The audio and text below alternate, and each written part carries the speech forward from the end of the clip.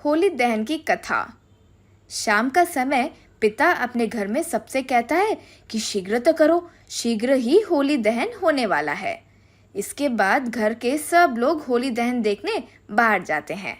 वापस आते समय 6 वर्षीय पुत्र पिता के कंधे पर बैठे बैठे पूछता है। पुत्र: पिताजी पिताजी, ये सबने इतनी बड़ी आग क्यों लगाई? ये होली दहन क्या है? ये होली में आग क्यों लगाते हैं? बताओ बताओ ना। पिता: अरे बस बस, इतने सारे प्रश्न। अच्छा चलो बेटा, बताता हूँ, सुनो। एक बार की बात है।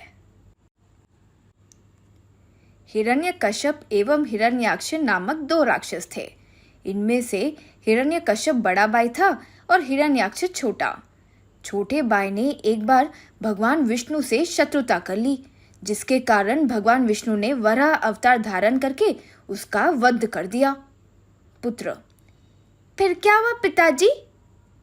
पिता: अपने छोटे भाई की मृत्यु की सूचना पाकर बड़ा भाई हिरण्यकश्यप भगवान विष्णु पर बहुत ही क्रोधित हुआ और उनसे बदला लेने के लिए उसने ब्रह्मा जी की कई वर्षों तक बहुत ही कठोर तपस्या करी, जिससे प्रसन्न होकर ब्रह्मा जी प्रकट हुए और उससे वरदान मांगने को कहा। हिरण्यकश्यप बोला, भगवान मुझे अमरता चाहिए, कृपया मुझे अमर कर दो।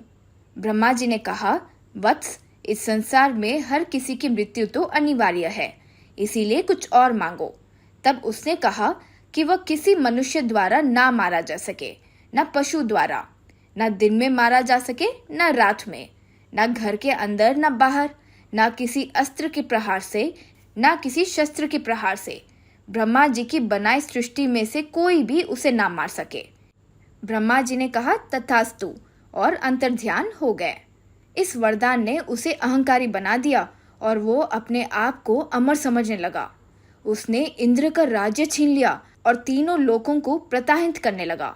वह चाहता था कि सब लोग उसे ही भगवान माने और उसकी पूजा करें। इसीलिए उसने अपने राज्य में भगवान विष्णु की पूजा को भी वर्जित कर दिया। हिरण्यकश्यप के 4 पुत्र थे। उनके नाम थे प्रहलाद, अनुलाद, सहलाद और हलाद थे।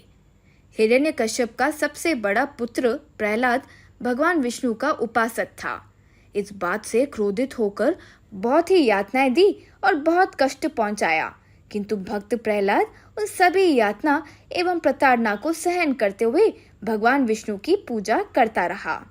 क्रोधित होकर हिरण्यकश्यप ने अपनी बहन होलिका से कहा कि वह अपनी गोद में प्रहलाद को लेकर प्रज्वलित अग्नि में चली जाए, क्योंकि होलिका के पास वरदान में मिला हुआ एक वस्त्र था, जिसे ओढ़कर वह अग्नि में जाती थी तो अग्नि भी उसे जला नहीं पाती थी।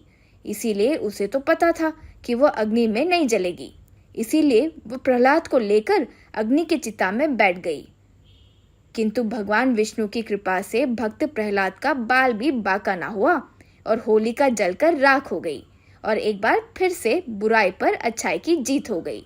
तभी से हर वर्ष होलिका दहन किया जाता है, जिससे हम स्मरण रख सके कि बुराई कितनी भी ताकतवर क्यों ना हो, एक दिन अच्छाई उसे हरा ही देती है।